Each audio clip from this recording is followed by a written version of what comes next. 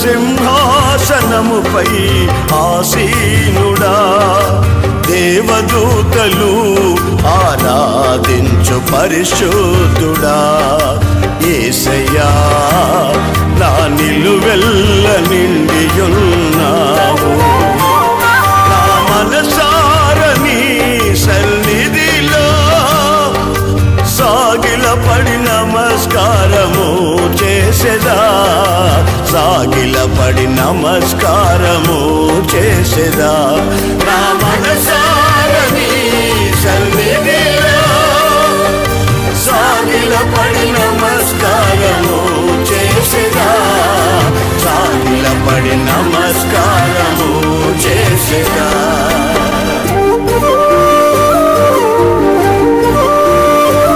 మన ప్రభువును రక్షకుడైన యేసుక్రీస్తు అతి శ్రేష్టమైన నామాన్ని బట్టి దేవుని బిడ్డలైన మీ అందరికీ పేరు పేరున హృదయపూర్వక వందనాలు. కొద్దిసేపు మనం దేవుని మాటలు విందాం. పునరుద్ధానుడై లేచి వెళ్ళక ముందు జరిగిన ఓ సంఘటన బైబిల్లో రాయబడింది. శిష్యులందరినీ చూచి, సర్వ సమాజాన్ని చూచి ఆయన ఒక్క మాట అన్నాడు. ఆ మాట ఈరోజు చదువుదాం.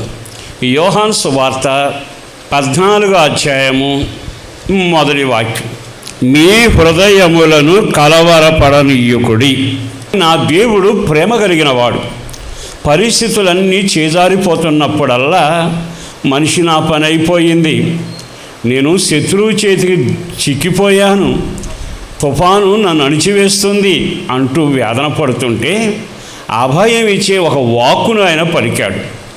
ఏమన్నాడు తెలుసా? కలవరపడకండి, మీ హృదయాన్ని కలవరపడనీయకండి. తాను చక్కని మాట మాట్లాడాడండి. ఏమంటున్నాడో తెలుసా? దేవుని యందు విశ్వాసం ఉంచుతున్నారు, నా యందును విశ్వాసముంచుడి. ఈ రెండు మాటలు చదువుదాం. మీరు కలవరంతో ఉన్నారు కదా, మీ హృదయం అంతా కలవరంతో నింపబడింది కదా, నా యందు విశ్వాసం ఉంచండి. అంటే మీ కలవరాలు ఎన్ని వచ్చినా నన్ను నమ్మండి, నేను మీ కార్యం చేయబోతున్నా. మీరు నన్ను ఆశ్రయించండి, అద్భుతం జరిగించబోతున్నా. ఈ రోజున కలవరానికి పరిష్కారం దొరుకుతున్న స్థలం ఇది. కలవరాల నుంచి విడిపించడానికి నేనున్నాను అని చెప్పేవాడు ఉన్నాడు. ఒక క్షణం ఆగి ఆలకిస్తే మనం ఏ దేవుడికి దండం పెడుతున్నాం, ఏ దేవుని మనసారా ఆరాధన చేస్తున్నాం, ఏ దేవుని వైపు చేతులెత్తే దైవమా అంటూ మహిమను ఆరోపిస్తున్నాం. ఆయన ఎవరో నీకు తెలియదా? ఆయన సజీవుడు, సమర్థుడు, సరిపోయినవాడు. నాయందు అంటే అర్థం ఏమిటి? నేనున్నాను కదా అని భరోసా ఉందిగా. ఆయన నిన్ను చూసి అంటున్నాడు, సహోదరుడా నిన్ను చూసి ఆయన అంటున్నాడు, కలవరపడబాకు, నాయందు నన్ను నమ్ము, నా మీద ఆనుకో, నేనున్నానుగా. ఇంత భరోసా ఎక్కడా ఇవ్వబడలేదు. కనుక ఎన్ని రకాల కలవరాలు వచ్చినా ఈరోజు నా దేవుడు నీకు అద్భుతం చేయబోతున్నాడు. ఆయన అంటున్నాడు, నేనున్నాను. నేను అనే పదాన్ని వాడి నా యందు నమ్మిక ఉంచు అంటే కలవరాల్లో నుంచి బయటపడే మార్గం ఇక్కడ చాలా తేటగా చెప్పబడి దానికి కర్తను నేను అంటూ తనకు తానే నా యందు అనే పదం వాడాడు. ఈ మాటలు విన్న సహోదరులారా, కలవరాలు రకరకాలుగా ఉన్నా కుంగిపోబాకు, వేదన పడిపోబాకు, నా పరిస్థితి అయిపోయింది అనుకోబాకు. కారణం ఏంటో తెలుసా? పక్కన నిలబడ్డాయని అంటాడు, నా యందు, అదే నేనే ఉన్నాను, నాపై ఆనుకో. మరి ఎంత అభయం ఇచ్చేవాడు ఎక్కడ ఉంటుండగా ఎందుకు కంగారు పడతా? బైబిల్ ఒక మాట చెప్పనా? కీర్తనాకారుడు రాసిన 42వ కీర్తన 11వ చరణాన్ని చదవండి. నా ప్రాణమా నీవేళ కృంగి ఉన్నావు. ప్రాణంతో మాట్లాడుతున్నాడు. ప్రాణంతో మాట్లాడేటప్పుడు ప్రాణమా కృంగిపోయావా అంటే బాగుంటుందిగా. ఏమిటో చతికిల పడిపోయినట్టున్నావు అంటే బాగుంటుందిగా. కానీ అక్కడ అన్న మాట ఏంటి తెలుసా? ప్రాణమా నీవేళ కృంగి ఉన్నావు అంటే నువ్వు కూడా కృంగిపోతున్నావా? అంటే నువ్వు ఎంతకాలం ఏ దేవుని వైపు మనసు నిలిపావు? ఏ దేవుని ఎరిగి ఉన్నావు? ఏ దేవునితో సహవాసం చేశావు? నా ప్రాణమా, ప్రాణాత్మదేహాలకు కర్త ఒక ఆయన ఉన్నాడుగా. ఆయన ఏం చేస్తాడో నువ్వు ఎరుగుదవు కదా. వాళ్ళ కృంగిపోవచ్చు. నా ప్రాణమా నీవేలా కృంగిపోతున్నావు? నీకెందుకు వచ్చింది ఇట్టాట ఆలోచన? ఎందుకు నీవేలా అయిపోయావు? ఒక క్షణం ఒక విశ్వాస జీవితంలో ఉండవలసిన అనుభవం, విశ్వాస జీవితంలో తాను నడిచిన నడక తనకు ధైర్యం తెచ్చిపెట్టగలగాలి. అక్కడ రెండో లైన్ ఏమో తెలుసా? నాలో నీవేళ తొందరపడుచున్నావు. నాలో నీవేలా తొందరపడుతున్నా? అదిగో వాళ్ళు ఉన్నారా, వాళ్ళు తొందరపడతారు. నమ్మకం లేని వాళ్ళు ఉన్నారా, తొందరపడతారు. దేవుని ఎరగని వాళ్ళు ఉన్నారా, తొందరపడతారు. నా ప్రాణమా నీకేమైంది? ఇంతకాలం దేవుని దగ్గర మోకరి లేవే, ఆరాధన చేసావే, ఆయన గురించి కొనియాడేవే, ఆయన కార్యాలల్లా కళ్ళారా చూసావా? నీవేలా తొందరపడుతున్నా? నీవేలా కలవరపడుతున్నా? నీవెందుకని అట్లా కృంగిపోతున్నా? ఆ మాట చదివినప్పుడు నా జీవితంలో దేవుడు సూటిగా నాతోనే మాట్లాడినట్టు అనిపించింది. కారణం ఏమిటో తెలుసా? నీవేనా ఈ విధంగా కృంగిపోయేది? కొన్నిసార్లు మనం ఎలా ఉంటామో తెలుసా? ఇతరులకు ఎన్నిసార్లు ధైర్యం చెబుతామండి, ఎన్నిసార్లు వాళ్ళని ధైర్యపరుస్తాం, వాళ్ళని పలకరిస్తాం. ఏంటి మీరేనా ఇట్లా చేసేది? మీరేనా ఇట్లా కృంగిపోయేది? మీరేనా ఇట్లా మంచాన పడిపోయేది? మీరేనా ఇంత పరిస్థితి వచ్చేది? అంతమందికి సలహాలు చెప్పారుగా, ఏమయ్యింది?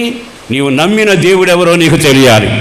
మనం ఆరాధన చేస్తున్న దేవుడు అంటున్నాడు, నేను ఇక్కడే ఉన్నానుగా, కలవరపడబాకండి, నా యందు విశ్వాసం ఉంచండి, నా మీద ఆనుకొనండి, నన్ను గురిపెట్టుకొనండి, నా పాదాలు పట్టండి, అయ్యా అని పిలవండి, మీరు కలవరపడనక్కరలేదు, నేను ఇక్కడే ఉన్నాను. అయితే మనిషి ఎప్పుడు తొందరపడతాడు? మనిషి ఎప్పుడు కలవరపడతాడు? మనిషి ఎప్పుడు కృంగిపోతాడు?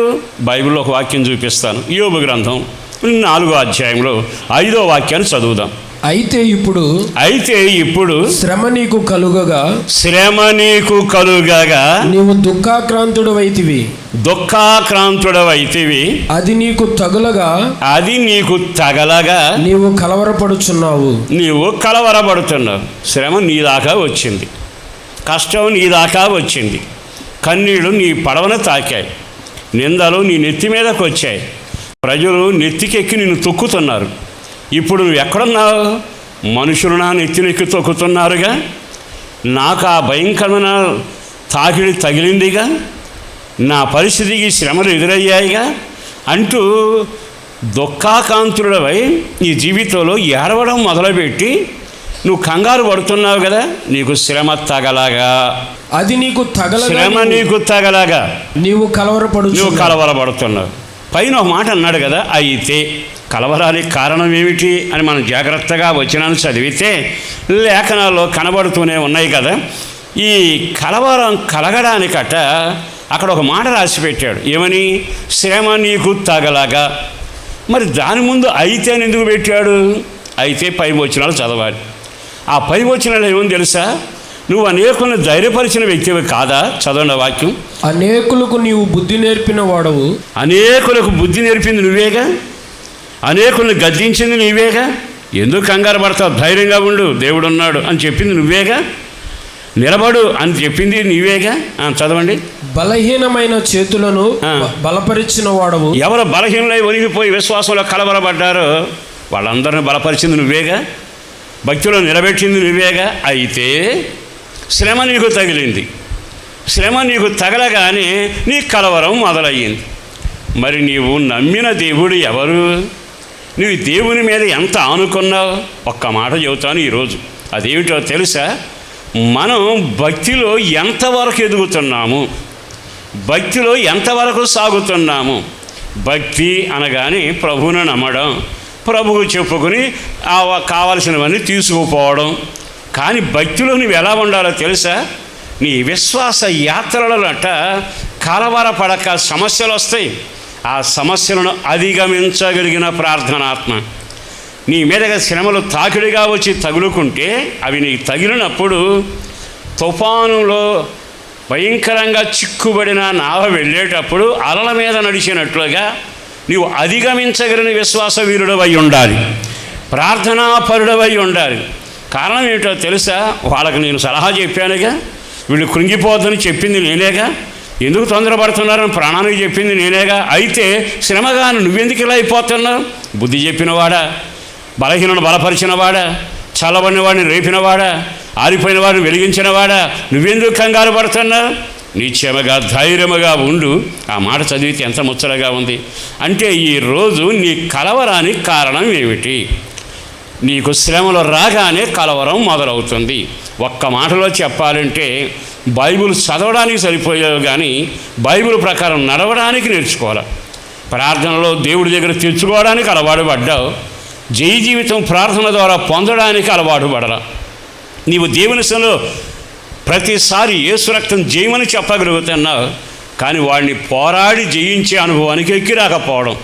చేతులు జోడించో సేవకుడుగా చెబుతున్నా, మీ వ్యక్తిగత జీవితంలో మన భక్తి మనకు ధైర్యం పుట్టించునగాక, మన విశ్వాసం మనకు నిరీక్షణ కలుగచేయునగాక.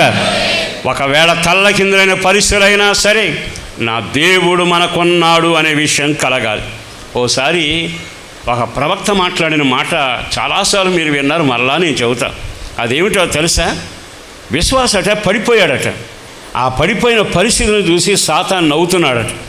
వెంటనే పడిపోయిన వాడు పడిపోయినట్టు ఉండక, చీకట్లోకి వెళ్ళిపోయిన వాడు చీకట్లో ఉండక, ఆ సాతాను పిలిచి మీకా గ్రంథం 7వ అధ్యాయంలో అంటాడు కదా, శత్రువా నీవు నా మీద అతిశయపడబాకు. చదవండి ఆ వాక్యం. నా శత్రువా నా మీద అతిశయింపవద్దు, నా మీద నీవు అతిశయింపవద్దు.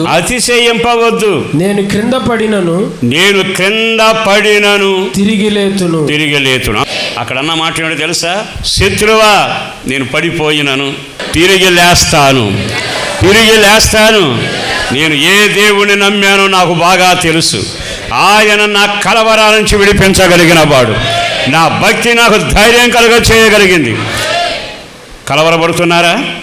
రోగం ముదిరిపోయింది అనుకుంటున్నారా? జీవితంలో అన్యాయం జరిగిపోయినట్టు ఉందా? ఇక రేపని ఆశ లేకుండా పోయిందా? ఏమీ కంగారు పడబాకు. పక్కన ఉన్నవాడు నీతోనూ నాతోనూ మనతోనూ అందరితో చెబుతున్నాడు, నా యందు. అదే నన్ను నమ్మండి, నాపై ఆధారపడండి, నన్ను విశ్వసించండి, నా పాదాలు పట్టండి. పడిపోయిన నీవు తిరిగి లేపబడబోతున్నావు. కలవరానికి ఒక కారణం ఏమిటి అని ఇక్కడ జాగ్రత్తగా గమనిస్తే, తన జీవితంలో ఇతరులకు బోధించాడట, ఇతరులకు నేర్పాడట, ఇతరులను గద్దించాడట. సడిలైన చేతులనైనా, వంగిన కాళ్ళనైనా, భయంకరమైన బలహీనమైన చేతుల్ని బలపరిచిన వాడే శ్రమకు కృంగిపోయాడు. ప్రభు నిన్ను మాత్రమే పిలిపించాడు, నీకు ఈ అవకాశం కలిగించాడు, నీతోనే మాట్లాడుతున్నాడు. ఎందుకు నీవు కలవరపడుతున్నా? నేను నీకు సమీపంగా లేనా? నా యందు నీకు నిరీక్షణ లేదా? నువ్వు కింద పడిపోయినా లేస్తానని చెప్పగలిగిన ఆ ధైర్యం నీ విశ్వాసంలో కలగడం లేదా? ఈరోజు ఈ మాటలు విన్నాకైనా ఇప్పటికే చెదిరిపోయిన చరిత్ర ఉండొచ్చు, కుటుంబం విడిపోయినట్టు ఉండొచ్చు, నీ బ్రతుకు బద్దలైపోయినట్టు ఉండొచ్చు, ఇక అయిపోయింది నా బ్రతుకు అనవచ్చు. అయినా విశ్వాస పలుకు చావకుండునగాక, విశ్వాస మాట పలుకుదురుగాక. కింద పడినను నేను లేస్తాను, చీకటిలో ఉన్న వెలుగును చూస్తాను, ఎక్కడికైనా నా దేవుడు నా కొరకు వస్తాడు. ఆ నిరీక్షణ అనుభవాల్లో సాగగలిగితే ఎంత బాగుంటుంది. కనుక శ్రమల వలన వచ్చే ఆ ఇబ్బందులు తాకినప్పుడు, బాధ కలిగినప్పుడు నువ్వు ఎందుకు కలవరపడుతున్నావు అని హెచ్చరిక చేస్తుండగా ఆ విషయాన్ని మనసులో పెట్టుకుని అడుగులు వేయాలి. ఇంకొక మాట కూడా మీతో చెబుతాను. మీరు హబక్కు గ్రంథాన్ని చూస్తారు. హబక్కు గ్రంథం 3వ అధ్యాయంలోకి వెళదాం. 16వ వాక్యంలో చదవండి. నా అంతరంగము కలవరపడుచున్నది. అంతరంగం అంతా కలవరమేనట్టు. మనిషి చూస్తే తెల్లని బట్టల్లో ఉన్నాడు, ఆకారం చూస్తే ఆజానుబాహుడిగా ఉన్నాడు, నడక చూస్తే బెదిరించేటట్టుగా ఉంది, పరిగెత్తుతుంటే సింహంలాగా ఉంది. కానీ అంతరంగం అంతా మైనమైపోయిందిగా, అంతరంగం అంతా కలవరం అయిపోయిందిగా. ఎందుకు ఈ మాట ప్రభు జ్ఞాపకం చేస్తున్నాడు అంటే, నీ వ్యక్తిగత జీవితంలో బాహ్యంగా ఎలా ఉంటున్నావు, అంతరంగికంగా ఎలా ఉంటున్నావు. విశ్వాసం ఎప్పుడు బాహ్యం ఎలా ఉంటాడో అంతరంగంలో కూడా అలాగే ఉండాలి. అంతరంగ జీవితం ఎలా ఉంటుందో బాహ్య జీవితం కూడా అలాగే ఉండగలగాలి. అంటే అర్థం ఏమిటో తెలుసా?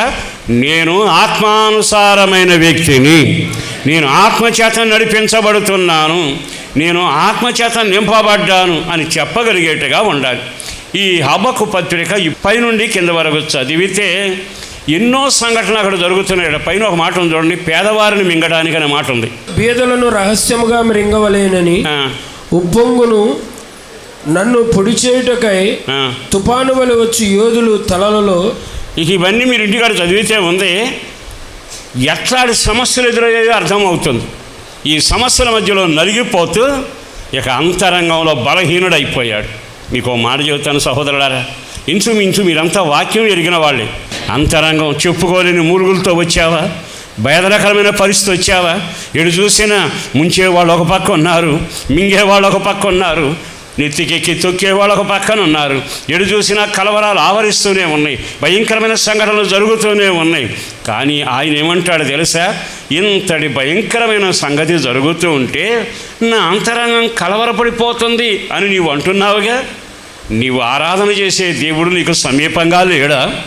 నీవు నమ్మిన దేవుడు నీకు దగ్గరగా లేడా? కలవరం అనే శబ్దం వినబడగానే పక్కనే ఆయన నిలబడి అంటాడు, నేనున్నాను, నాపై ఆనుకో, నా యందు విశ్వాసం ఉంచు. ఒక సేవకుడిగా చెబుతున్నా, బ్రతిమలాడుతూ బుజ్జగించు చెబుతున్నా. ఎన్నో సమస్యలు నీ జీవితంలో చెలరేగవచ్చు, అయిపోయిందనుకునే పరిస్థితి కలగవచ్చు. అయినా కంగారు పడబాకండి. ఈరోజు నీ వ్యక్తిగత జీవితంలో నీవు కలవరాల మధ్య భయంకరంగా చిక్కుబడి నాశనం అయిపోకుండా ఉన్నట్లుగా నేనున్నాను, నా యందు విశ్వాసం ఉంచు అంటూ పలుకుతూ నీవేళ తొందరపడుతున్నా, నీవేళ కృంగిపోతున్నా, నా ప్రాణమా నీవేనా ఈ పని చేసేది? నీ భక్తి నీకు ధైర్యం కలుగ చేయలేదా? ఎంత ముచ్చటగా ఉన్నాయి. మీరు కలవరపడబాకండి, నా యందు విశ్వాసం ఉంచండి. కలవరానికి మొదటి కారణం శ్రమ. కలవరానికి రెండవ కారణం ఎటు చూసిన ఆశ లేని జీవితం. అంతరంగం అంతా మైనులాగా కరిగిపోయి మూలుగుతూ కలవరాల చేత నింపబడిపోయిందట. మరొక కారణం కూడా చెబుతా. అసలు కలవరం నీకెందుకు వస్తుంది? హెబ్రీ పత్రిక 12వ అధ్యాయము 15వ వాక్యం చదవండి. మీలో ఎవడైనను దేవుని కృపను పొందకుండా తప్పిపోవునేమో అనియు చేదైన వేరు ఏదైనను మొలచి. 2 పదాలు వాడాడు అక్కడ. దేవుని కృప నువ్వు పొందాలి. దేవుడు కృప అనుగ్రహిస్తాడు. ఆ కృప నిన్ను బలపరుస్తుంది. దేవుని కృప దేవుని ద్వారా నీకు అనుగ్రహించబడుతుంది. యేసుక్రీస్తు రక్తం ద్వారా కడగబడి దేవుని సొత్తై ఎవరు సాగుతున్నారో వారికట నిత్యము శాశ్వత కృప కుమ్మరించబడుతుంది. కృప చేత మీరు నింపబడతారు. మన ఆస్తి పేరు కృప. దేవుడు మనల్ని చూపింది కృప, నడిపిస్తుంది కృప. ఆ కృప చేతే మన బలవంతులు చేస్తాడు. ఇప్పుడు ఆ అధ్యాయంలో రాస్తూ అంటాడు అపొస్తలుడైన పౌలు, హెబ్రీ సంఘస్థులారా, మీలో ఎవరైనా కృపకు దూరం అయిపోతారేమో జాగ్రత్త. కృపకు దూరం అయ్యారంటే మీ జీవితం అంతా కలవరాలమయమైపోతుంది. మరలా నేను చెప్పనా, కృప ఉన్నవాడు నిబ్బరంగా ఉంటాడు. కానీ కృప లేకపోతే అతడు కలవరపడిపోతూ ఉంటాడు. మీకు అర్థమయ్యే మాట చెప్పాలి. మీరు ఒక్కసారి గమనిస్తే దావీదు అలాగే సౌలును చూస్తారు. సౌలు జీవితంలో ఏ రోజు హాయిగా నిద్రపోవాలి, ఒకటే కలవరం. కారణం ఏంటో తెలుసా? తన ఆలోచనల్లో ఒకటి, అయ్యో ఆ దావీదు ఇంకా బతికుంటే నా రాజ్యం ఉండదు, దావీదు బతికుంటే నేను ఇంకా బతికొండలేను, వాడున్నంతకాలం నా కొడుకు రాజు అవ్వడం. ఎంతసేపు కలవరం కలవరం కలవరం వెంటబడుతూనే ఉంది. అసలు ఇంతకీ సౌలుకి అంత కలవరం కలగడానికి కారణం అతను కృపను పోగొట్టుకున్నాడు. దండం పెట్టి చెబుతున్నాను సహోదరులారా, మరొకసారి సేవకుడిగా బ్రతిమలాడుతూ చెబుతున్నా, దేవుడు ఎన్నిక చేసుకున్నాడు. గాడిదల వెనక తిరుగుతున్నా కనికరించాడు. అతడు సమర్థుడు కాకపోయినా, గోత్రానికి విలువ లేకపోయినా ఆయన కృపచేత నింపాడు. అభిషేకించి రాజు అని చెప్పి ఆధిపత్యాన్ని చేతికి అప్పగించాడు. కానీ ఈ రోజున ఆ కృప సౌలు రాజు కాపాడుకోలేకపోయాడు. మీరు ఒక్క క్షణం ఆగి ఆలకించండి. కృపచేతే మీరు రక్షించబడ్డారు. కృపచేతే సింహాసనం స్థిరపరచబడుతుంది. కృపచేతే నడిపించబడతారు. కృపచేతే భద్రత ఉంటుంది. కృపచేతే జయాన్ని సాధిస్తారు. ఆ కృప ఐశ్వర్యం ద్వారా మీరు ప్రపంచంలోని ఐశ్వర్యవంతులుగా సాగుతున్నారు. ఇంతకీ అక్కడ జరిగింది ఏమిటో తెలుసా? ఎంతకీ దేవుడు అనుగ్రహించిన కృపను కాపాడుకోలేకపోయాడు సౌలు. పడుకుంటే కలవరం అండి. దావీదు పాడుతున్నాడంటే కలవరం. దావీదు ఆ మార్గాన్ని వస్తున్నాడంటే కలవరం. జయించాడు అంటే కలవరం. అంటే జీవితంలో కృప మనిషికి దూరం అయ్యాక అన్ని కలవరాలే. ఓ సేవకుడిగా చెబుతున్నాను, నువ్వు సేవకుడివైనా, ఓ పరిచారకుడివైనా, అనుభవం వ్యక్తివైనా, ఒకనాడు మంచి ఉన్నత స్థాయిలో ఉన్నాక కృపను కాపాడుకోకపోతే నీ జీవితం అంతా కలవరమే. ఏమైపోద్దో ఈ సేవ, ఏమైపోద్దో ఈ సంఘం, ఏమైపోద్దో ఈ కుటుంబం, ఏమైపోతుందో ఈ వ్యాపారం, ఏమైపోతుందో ఆ కుటుంబం, ఏమైపోతున్నారో ఈ బిడ్డలు. కారణం ఏమిటో తెలుసా? కృపన్నవాడు నిశ్చింతగా జీవిస్తున్నాడు. అందుకే కీర్తనాకారుడు కృపను గురించి ఎన్ని పాటలు పాడారు. దైవజనుల పాటలన్నింటిలో కూడా కృప కృప కృప కృప అనే మాట వినబడుతుందిగా. కృప ఒక్కటే నీ నడికట్టు బిగించగలిగింది, కృప ఒక్కటే నీ పాదాలు స్థిరపరచగలిగింది, కృప ఒక్కటే నీ కుటుంబాన్ని నిలబెట్టగలిగింది, కృప ఒక్కటే నీ సేవను బలపరచగలిగింది, కృప ఒక్కటే తల మీద కిరీటం పెట్టగలిగింది. జీవితం ఇవ్వగలిగింది ఏదైనా ఉంటే కృప కృప కృప కృప. ఆ కృపను పోగొట్టుకున్నాడు. సౌలు రాజును పలకరిస్తే ఏమంటాడు తెలుసా? అంతా ఆందోళనండి, అంతా విచారమే, అంతా కలవరమే. కన్ను మూస్తే నిద్ర పట్టట్లా, కళ్ళు తెరిస్తే దావీదు కనపడుతున్నాడు. ఇక ఆ కలవరాలు తట్టుకోలేక వీనొక్కడిని చంపేస్తే నా పరిష్కారం అయిపోద్ది అనుకుని సింహాసనాన్ని వదిలాడు. ధర్మశాస్త్రం చదవడం లేదు, ఏనాడు మందిరానికి వెళ్ళి దూపం వేయలేదు, ఆలయాన్ని గురించి ఆలోచన కలగలేదు, పైనలో నెమ్మది కలగలేదు. ఎంతసేపు సాధిస్తా సాధిస్తా సాధిస్తా సాధిస్తా అని పరుగులు తీశాడు. పాపం సాధించింది ఏమిటో తెలియదే కానీ చివరికి అంతా నష్టపోతూ వచ్చాడు. ఎందుకు ఈ విషయాన్ని జ్ఞాపకం చేస్తున్నానంటే నీకైనా నాకైనా హెచ్చరికగా ఉంది. ఆయన కలవరపడకండి అని చెబుతున్నాడు. ఆ మాట నీకు చెబుతున్నాడు, నాకు చెబుతున్నాడు. మరి ఈ రోజున ఈ కలవరానికి కారణం ఏమిటి? కృపను పోగొట్టుకోవడమేగా. చేతులు జోడించే సేవకుడిగా చెబుతున్నా. ఎక్కడ నువ్వు కృపను పోగొట్టుకున్నావో, ఎక్కడ దూరం అయిపోయింది ఆ కృప? దేవుని కృపని యందు నిలవకుండా ఏదైనా చేదైన వేరు మొలిసిందా? ఆ మాట ఎంత చక్కగా లింక్ చేశాడండి. కృప నిలవకుండా నువ్వు అపవిత్రుడు అయిపోతాకి ఏదైనా మొలిసిందా అంటే ఒక మనిషి సేవకుడికైనా విశ్వాసులకైనా ఎవరికైనా మొలవగొడని చేదు మొలిసిందా? మొలవగొడని వేరేదైనా మొలిసిందా? మొలవగొడని దేవుని చిత్తం కాని ఉద్దేశం మొలిసిందా? దేవుని చిత్తం కాని ఆలోచన మొలిసిందా? కృప అక్కడ నిలబడలేదుగా. నువ్వు కలవరాలతో సాగాల్సిందేగా. ఈ రోజున ఎందుకో నిన్ను చూచి నీ అంతరంగాన్ని గమనించి నువ్వు చెప్పుకున్నా చెప్పుకోలేకపోయినా పైకి చాలా డాంబికంగా కనబడుతున్నా, డంబంగా వ్యవహరిస్తున్నా కృప పోయిన వ్యక్తివి నీవు, కరెంటు పోయిన ఫ్యానువు నువ్వు అన్నట్టుగానే వాక్యం హెచ్చరిక చేస్తుంది. ఏదైనా చేదైనా వేరు మొలిసిందా? బైబిల్ లేఖనంలో గజగజగజలాడించిన భక్తులు ఉన్నారు, ప్రార్థనా వీరులు ఉన్నారు, నమ్మకంగా వెంబడించిన సేవకులు ఉన్నారు. చేదైన వేరు మొలిస్తే ఆ వేరు వాళ్ళ జీవితాన్ని ఎంత నాశనంగా నడిపించి ప్రాణప్రియుడా అంటూ కేకలు వేసి ఆరాధించిన వాడు ఆ చేదైన వేరు మొలిశాక, ధనాశ అనే అనుభవం మొదలైపోయాక దూరంగా వెళ్ళిపోయాడుగా. ఉరితాడు తెచ్చుకుని ప్రాణం తీసుకున్నాడుగా. చేదైన వేరు మొలిసింది. ఆకాను నిలవలేదుగా, గెహాజీ ఆగలేదుగా. ఒక క్షణం అపవిత్రమైన వేరు, చేదైన వేరు మొలిసింది. ఎప్పుడైనా సంశోధన నిలబడ్డా? నిలవగలిగాడా? ఏ చేదైన వేరు మొలిసినా అహంభావమే కానీ, గర్వమే కానీ, అవివేకమే కానీ, లెక్కలేనితనమే కానీ, మూర్ఖత్వమే కానీ, చపలత్వమే కానీ, నాకంతా తెలుసు అయోమయమైన చేదైన వేరు ఏది మొలిసినా కృపకు దూరమై జీవితం అపవిత్రుడు అయిపోతావు. ఇక అతడు కలవరం తప్ప ఏదీ ఉండదు. నీ కలవరానికి కారణం అర్థమయ్యిందిగా. ఆయన ఇక్కడే నిలబడ్డంటాడు, కలవరపడబాకు అని. నేను ఉన్నాను అంటే అర్థం ఏమిటి? నువ్వు చేసే తప్పులను నువ్వు చేయి, నేను ధైర్యపరుస్తానని కాదు. నేను ఇక్కడ ఉన్నాను అంటే అర్థం ఏమిటో తెలుసా? నీవు నీ జీవితాన్ని సరిచేసుకోగలిగితే నేను మరలా నిన్ను కృపలో నిలబెట్టగలను, మరలా అభిషేకంతో నడిపించగలను. ఎందుకో పరిశుద్ధాత్మ దేవుడు నీతో మాట్లాడుతుండగా నీ కలవరానికి కారణం అర్థమవుతుందిగా. ఇప్పుడైనా ఆయన వైపు తిరిగి, అయ్యా కలవరానికి కారణం అర్థమయ్యిందయ్యా, నేను పునాది మీద కట్టబడిన ఇల్లులాగా వాక్యానుసారంగా ఎదిగిన మొక్కలాగా లేనయ్యా, శ్రమ రాగానే కలవరం మొదలైపోయిందయ్యా. ఈ శుభవేళ ఈ మాటలు వింటున్న తర్వాత అయినా ఒక్క క్షణం నీతోనే దేవుడు అంటున్నాడు, కలవరపడకండి, నేను నీ కొరకే నిలబడ్డాను. అక్కడ అంటున్నాడు, నా యందు నమ్మిక ఉంచండి, నాపై ఆధారపడండి, నా నామాన ప్రార్థన చేయండి, నా యందే నిరీక్షణ నిలపండి, నన్ను హత్తుకొనండి, నేను మిమ్ములను స్థిరపరిచి నిత్యత్వంలోనికి తీసుకుని వెళతాను. మరి ఈ రోజైనా ఇప్పటికే అపజయం పాలైనా, ఇప్పటికే కృంగిపోయినా, ఇప్పటికే పరిస్థితి తారుమారైపోయినా, ఇప్పటికే నీ జీవితంలో నీవు చేసుకున్న అవివేకం వలన సౌలులాగా నీ జీవితం అంతా వేదనకరమైన కలవరాలతో ఉన్నా ఈ ఒక్క క్షణం ఆయన వైపు తిరిగి తప్పిదాలు ఒప్పుకోవడానికి ఇష్టపడాలి.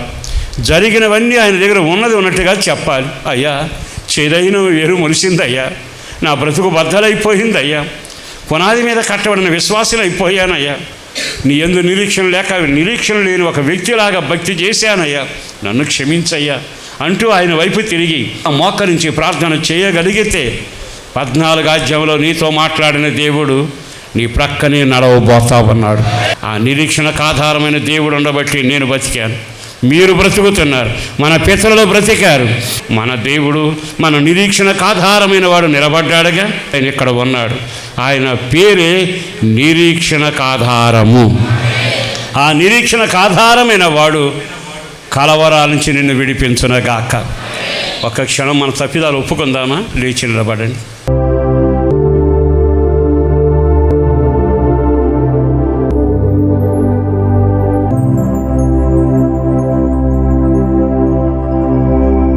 మహిమ కలిగిన మా తండ్రి, అత్యున్నత సింహాసనమందు ఆశీనుడవైన మా దేవా, నీ పరిశుద్ధమైన పుణ్యనామానికి వందనాలు, స్తుతులు, స్తోత్రాలు చెల్లిస్తున్నాం.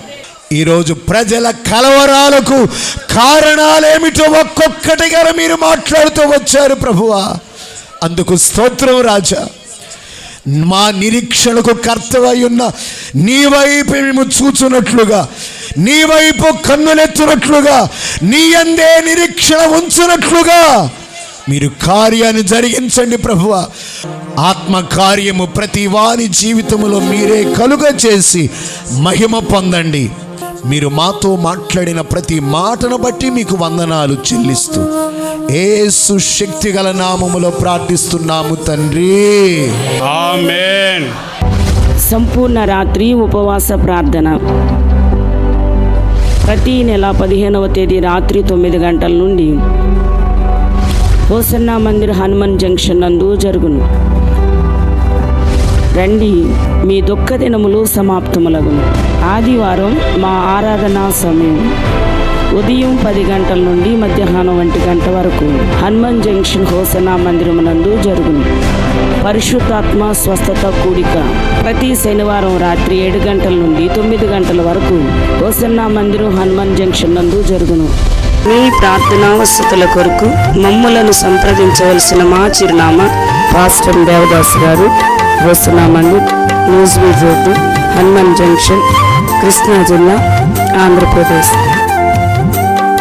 మా ఫోన్ నెంబర్లు 08656242751, మరి ఒక నెంబర్ 9440772772.